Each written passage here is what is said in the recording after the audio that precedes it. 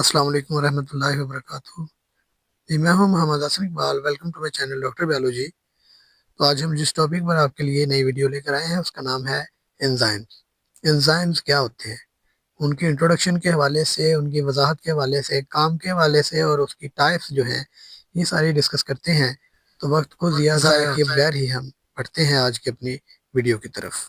Enzyme, सबसे पहले definition की तो बात करते हैं कि enzymes are proteins that catalyze biochemical reactions and are not changed during the reaction।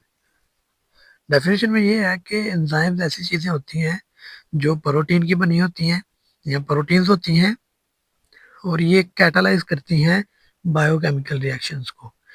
इसका मतलब ये है कि ये स्पीड अप करती हैं, तेज़ कर देती हैं बायोकेमिकल रिएक्शंस। का मतलब है जानदारों के जिस्म में होने वाले रिएक्शंस। जैसे हम हैं इंसान, हम भी जानदार हैं, तो हमारे अंदर होने वाले जितने भी रिएक्शंस हैं, ऑक्सीडेशन, रिडक्शन या फिर रिडॉक्स रिएक्शन, ये सारे के सारे जो तेज़ होते हैं ये एंजाइम की मदद से तेज़ होते हैं और उनकी मदद से चलते हैं। And are not changed during the reaction. और एंजाइम्स ऐसी ही चीज़ें होती हैं जो रिएक्शन तो करवाती हैं लेकिन खुद चेंज नहीं होती हैं। ठीक है जी, मतलब कि ये तेज़ करवा देती हैं रिएक्शन को और उसकी रफ्तार को बढ़ाती हैं, लेकिन बजाते खुद इस्तेमाल नहीं होती, बल्कि ये चीज़ बस करवाती हैं तेज़। और इसी वजह से इनको बायो कैटालिस्ट कहते हैं। मैं आपको इसमें सबसे पहले एक चीज़ बताता चलता हूँ, कैटालिस्ट किसे कहते हैं। किसी भी ऐसी चीज़ को जो किसी एक रिएक्शन के अंदर इस्तेमाल हो या ना हो, लेकिन उस रिएक्शन की रफ्तार को बढ़ा दे, तो उसको कहते हैं कैटालिस्ट। तो बायो का मतलब तो होता है ज़िंदगी, यानी कि जानदार। जानदारों के अंदर जो कैटालिस्ट होता है वो एंजाइम्स होते हैं। देखा हुआ है कि enzymes are crucial to metabolism, कि ये अहम होते हैं मेटाबॉलिज्म के लिए, एक कलीदी किरदार अदा कर रहे होते हैं। क्यों? Because they act as biocatalyst. ये बायो कैटालिस्ट के तौर पे काम कर रहे होते हैं and speed up and regulate metabolic pathways. और ये जो मेटाबॉलिक पाथवेज होते हैं, यानी कि बॉडी के अंदर जो रिएक्शंस होते हैं, ये उनको रेगुलेट भी करते हैं, चलाते भी हैं और उनको तेज भी करते हैं। एंजाइम्स की नेचर की अगर बात करें कि एंजाइम्स किस तरह की होती है, फितरत उनकी, तो all enzymes are protein in nature.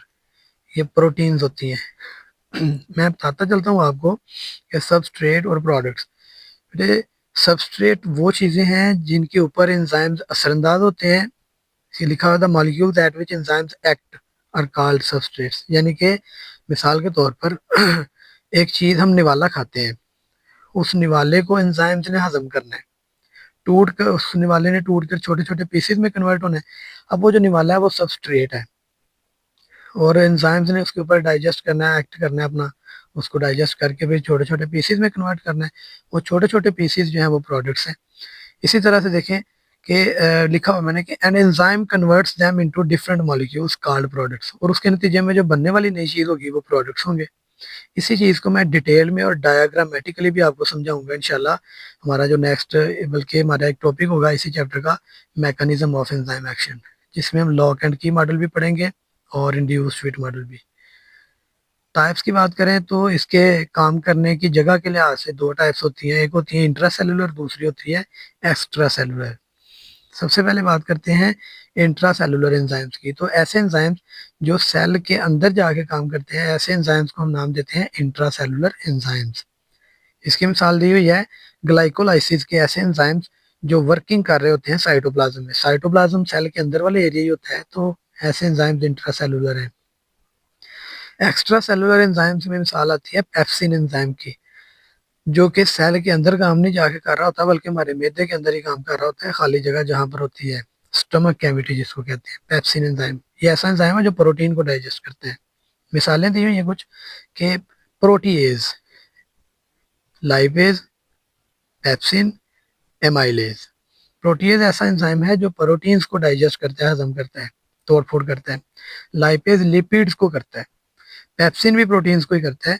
और एमाइलेज जो होता है ये कार्बोहाइड्रेट्स वगैरह जो होते हैं उनको डाइजेस्ट कर देता है। तो बेटे ये था आज का हमारा टॉपिक। उम्मीद करता हूँ आपको समझ आई होगी। तो किसी किस्म का कोई क्वेश्चन, कोई कन्फ्यूजन है आपको, तो आप कमेंट सेक्शन में मुझे पूछ सकते हैं। इंशाल्लाह बहुत जल्द नेक्स्ट वीडियो में मिलते हैं। तब तक अपना बहुत सा ख्याल रखिएगा। अल्लाह हाफिज़।